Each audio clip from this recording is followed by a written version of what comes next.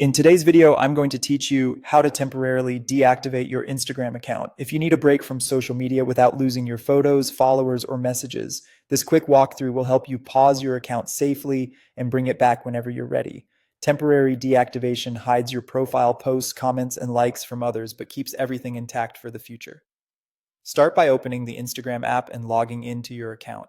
Make sure you're signed into the account you want to pause, especially if you manage multiple profiles. From the home screen, tap your profile picture in the bottom right to go to your profile page.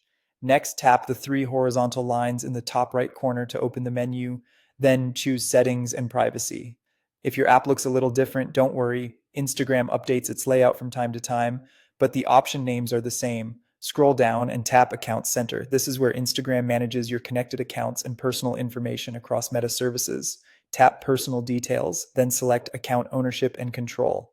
Here, choose deactivation or deletion. If you see multiple accounts listed, pick the specific account you want to deactivate to avoid pausing the wrong one. Select Deactivate Account and tap Continue. Instagram will ask you to confirm your identity, so enter your Instagram password when prompted. If you have two-factor authentication on, you might also need to confirm a security code. This step protects your account from unauthorized changes. Next, choose a reason for deactivating your account from the list and tap Continue. The reason you select won't delete anything. It just helps Instagram understand why you're taking a break. Review the summary on the screen so you're clear about what deactivation does. When you're ready, confirm by tapping Deactivate Account. Once deactivated, your profile and content will be hidden and inaccessible to others. People won't be able to view your posts or search for your profile, and your likes and comments will be hidden until you come back.